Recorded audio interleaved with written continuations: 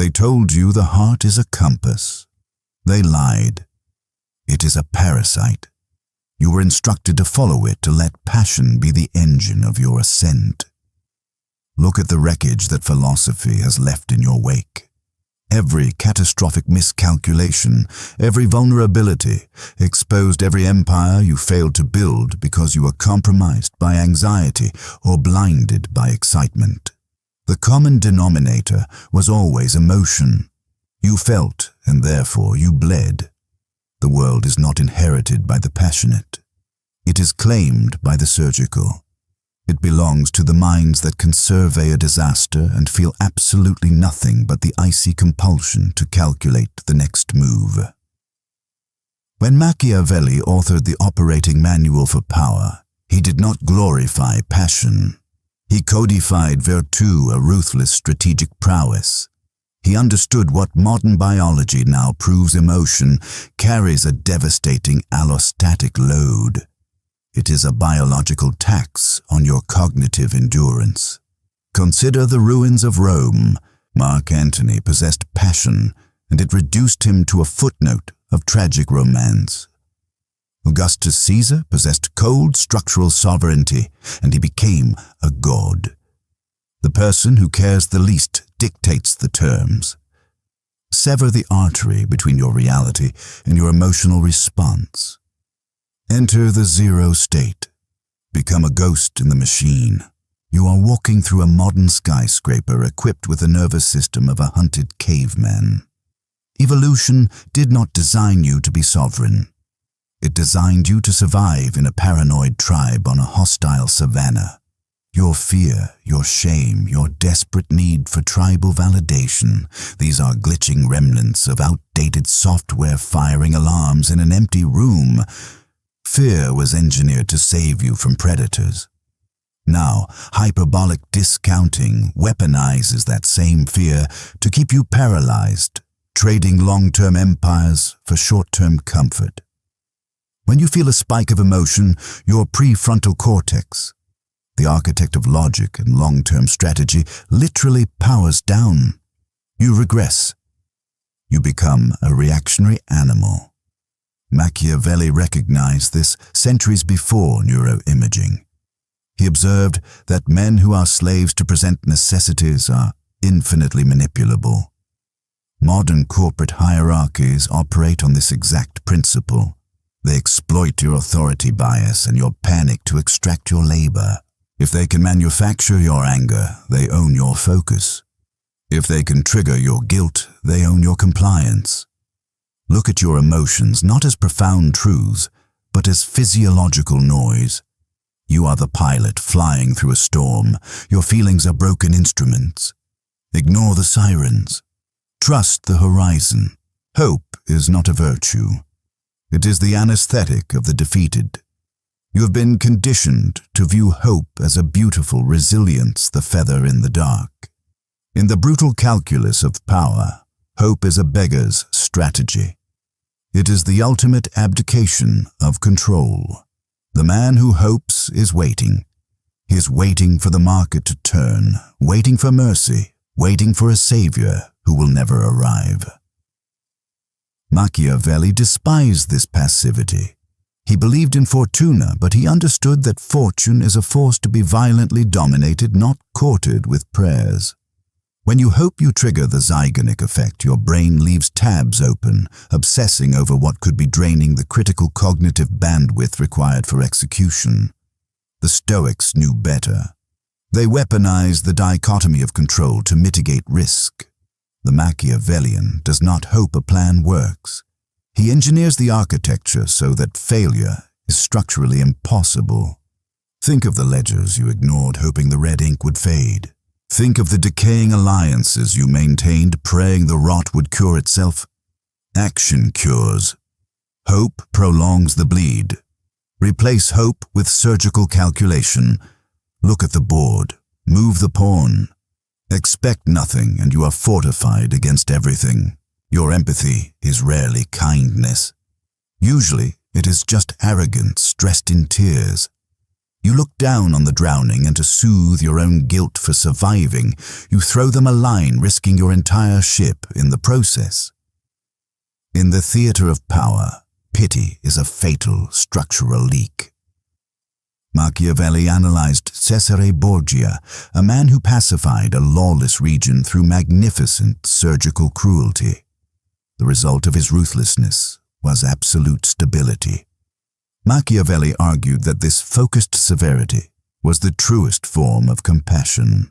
It prevented the systemic chaos that massacres populations. Compare this to your own life. You are carrying dead weight. You are funding the incompetence of others, bleeding your own resources because you mistake performative empathy for virtue. The Medici family did not consolidate the wealth of Europe by writing checks to the incompetent. They practiced structural ruthlessness. You cannot save the weak, but the weak will gladly drown you. If you are a leader, your sole obligation is to the strength of the institution. A surgeon cuts the necrotic tissue to save the host. He does not weep over the tumor. Fire the toxic asset. Cut the bleeding tie. Feel nothing for the excuse. Look only at the survival of the organism. The man who grips the sword too tightly has already lost his hand. There is a lethal paradox in desire. The more intensely you crave an outcome, the faster it recedes. Desperation has a scent, and it is repulsive to power. Tension breeds catastrophic unforced errors. To master the board, you must cultivate weaponized apathy. You must look at $1 million acquisition, a corporate coup, or a ruined reputation, and internally shrug. This is the implementation of the law of least effort in high-stakes brinkmanship. When you detach entirely from the result, you gain absolute sovereignty over the process. Miyamoto Musashi called this the void. The samurai accepts his own death before drawing his blade. By considering himself already a corpse, he eradicates hesitation. His movements become fluid, inevitable, and pure. Apply the dead man strategy to your ambition. Walk into the negotiation fundamentally willing to walk away, not as a bluff, but because your intrinsic value is so immense that the loss of their capital means nothing. The emotional man is a rabbit frozen in the headlights. The apathetic man is the fox unbound by fear of losing chips. When their emotional storm crashes against your wall of absolute nothingness, you win. Pain is not a tragedy. It is raw, unrefined data. I am not telling you that you will cease to be human. Machiavelli was tortured on the strappado. He suffered exile and profound humiliation. But he did not wallow in the dark. He stripped his agony for parts and built an ideological empire that has ruled for 5 centuries. When you experience betrayal, rage, or profound loss, do not repress it. Repression is an unstable explosive. Instead, you must subject it to cognitive diffusion. Treat your psychological state as a hostile corporate takeover that must be audited. You feel rage.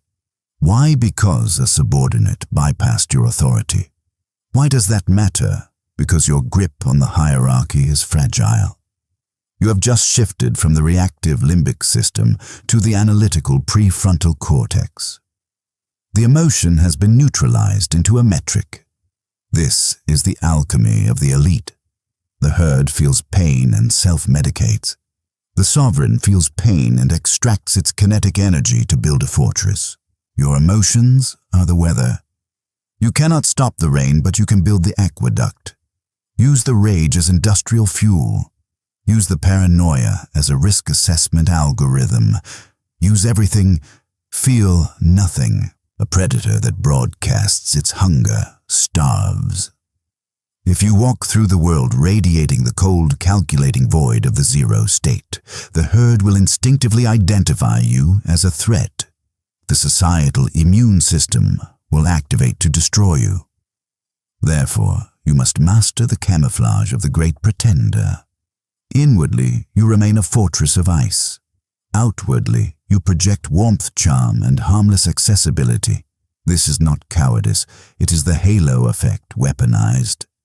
Modern power dynamics mirror the court of Versailles. The most dangerous operatives in the C-suite are not the ones screaming orders. They are the ones smiling warmly while quietly reallocating your budget. They mimic the baseline emotional frequency of their prey. Give society the theater it craves.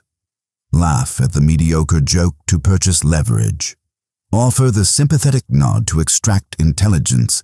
Keep your heart locked in a vault and use your face as a mirror, reflecting exactly what the target desperately needs to see.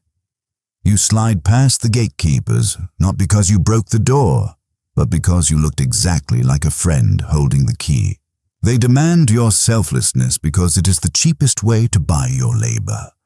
Society canonizes the martyr so it can harvest their bones. The corporation demands you be a team player to extract unpaid capital.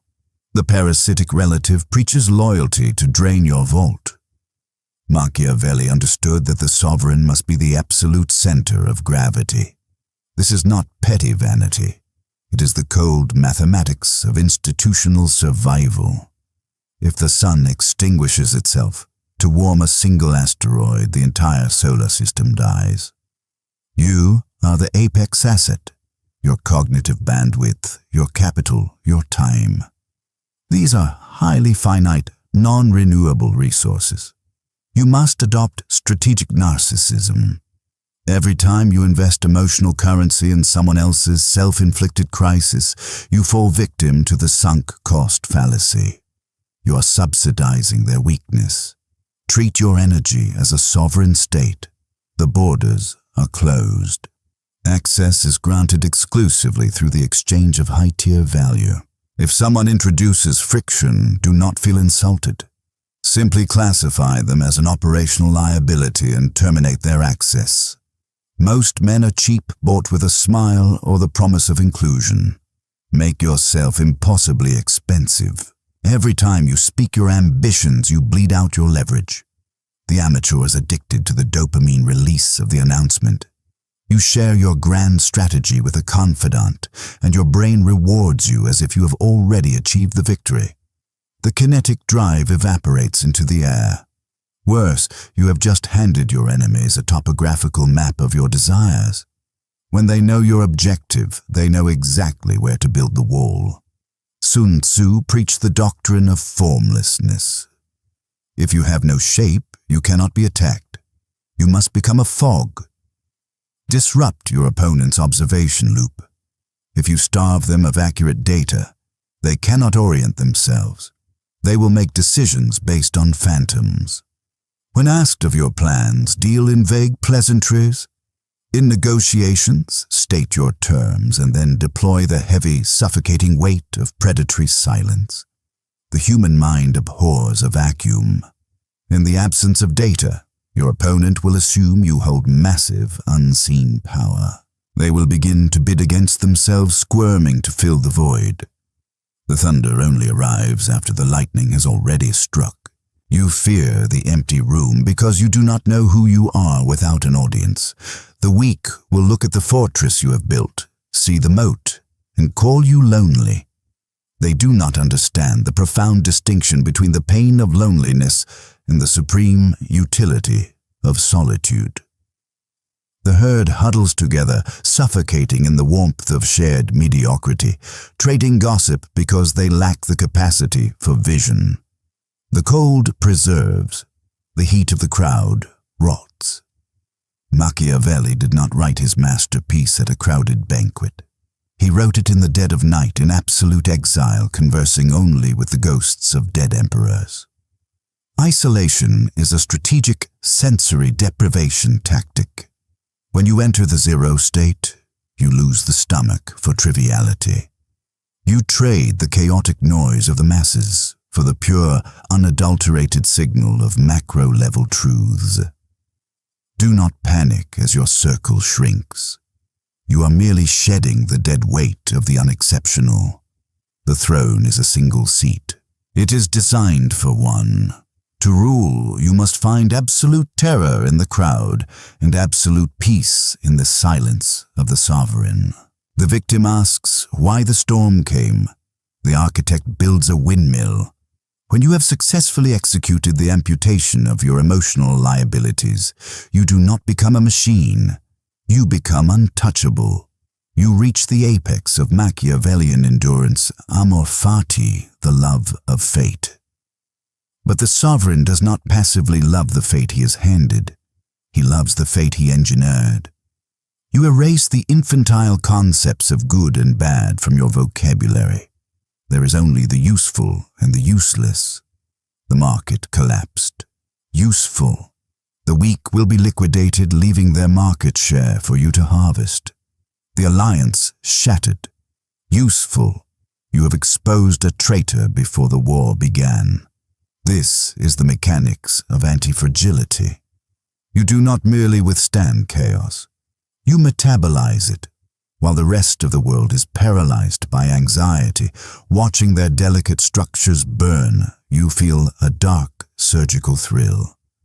Chaos is a ladder, and you are the only one looking up. You possess the cheat code. The board is yours. You are at the end of the script, but you are likely still in love with your own chains.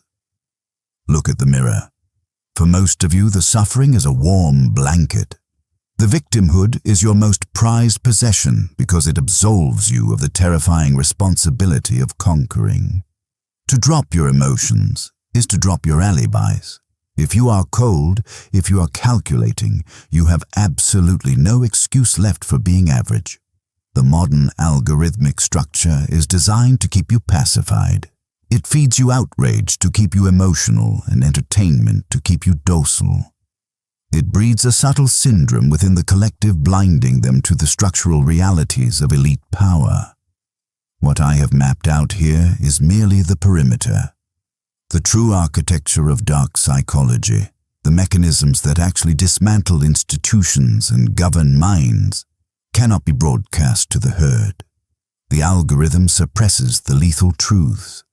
If you are satisfied with theory, close the tab and return to your sleep. But if you demand the uncensored mechanics of power, you must cross the threshold. The hidden echelon exists behind the join button. Step into the architect level. Most will cower. That is exactly how the hierarchy is maintained.